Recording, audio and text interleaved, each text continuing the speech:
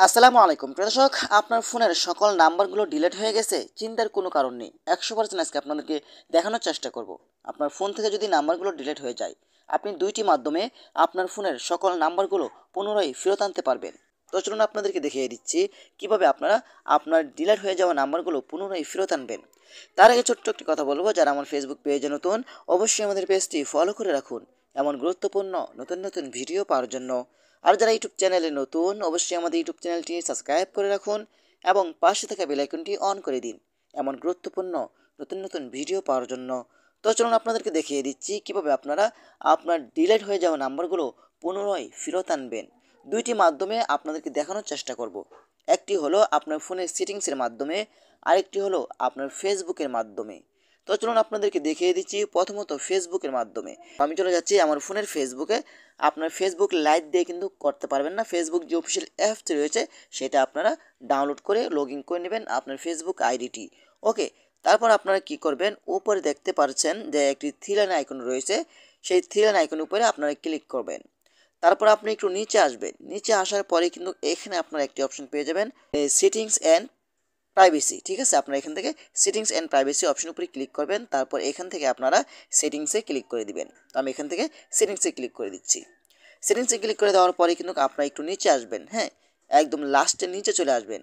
আসার পরে কিন্তু এখানে আপনারা একটি অপশন পেয়ে যাবেন, সেটা হলো এই অ্যাক্সেস ইউর ইনফরমেশন। এই অপশনের উপরে আপনি ক্লিক করে দিবেন। ওকে, তো আমি এটার উপরে ক্লিক করে দিচ্ছি। এখানে ক্লিক করে দেওয়ার পরে কিন্তু এখান থেকে আপনারা কন্টিনিউ অপশনের উপরে ক্লিক করে দিবেন। তো আমি এখান থেকে কন্টিনিউ অপশনের উপরে ক্লিক করে দিচ্ছি।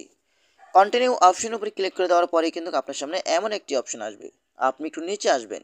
নিচে আসার পরে কিন্তু এখানে একটি অপশন আপনারা পেয়ে যাবেন, দেখতে পাচ্ছেন এখানে রয়েছে আপনার পার্সোনাল ইনফরমেশন। এই অপশনের উপরে আপনারা ক্লিক করে দিবেন। এখানে ক্লিক করে দেওয়ার পরে কিন্তু আপনারা একদম লাস্টের নিচে চলে আসবেন। আসার পরে কিন্তু এখানে একটি অপশন পেয়ে যাবেন, সেটা হলো ইউর অ্যাড্রেস বুক। আপনারা ইউর অ্যাড্রেস বুক অপশন উপরে ক্লিক করবেন। তারপর আপনি একটু নিচে আসবেন। আসার পরে কিন্তু আপনারা দেখতে পারবেন যে ফেসবুকের আন্ডারে আপনার 189 নাম্বারটি আমার ডিলিট হয়ে যাওয়া নাম্বারগুলো এখানে শো হচ্ছে। আমি যদি এখন একটু নিচে আসি, দেখেন এখানে কিন্তু আমার সম্পূর্ণ ডিলিট হয়ে যাওয়া নাম্বারগুলো এখানে দেখাচ্ছে। এখন আপনি যদি এখান থেকে সম্পূর্ণ নাম্বারটি দেখতে চান, সাপোজ দেখেন আমি এখান থেকে আমার সম্পূর্ণ নাম্বারটি দেখব। তারপর আপনি এখান থেকে অ্যারো আইকনের উপরে ক্লিক করবেন। এখানে ক্লিক করলে কিন্তু আপনার সম্পূর্ণ নাম্বারগুলো এখানে শো হবে। ওকে, এখন আপনাদেরকে দেখাবো আপনার ফোনের সেটিংসের মাধ্যমে।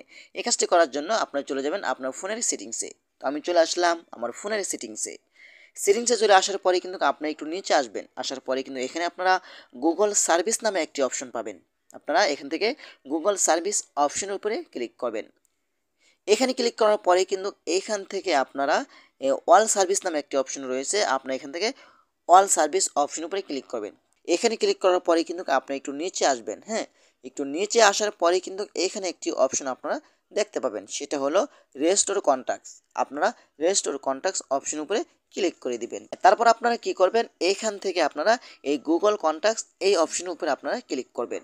এইখানে ক্লিক করার পরে কিন্তু আপনি দেখতে পাচ্ছেন যে গুগলের আন্ডারে আমার 312টি নাম্বার তারা সেভ করে রাখছে, সেটা হলো গুগল।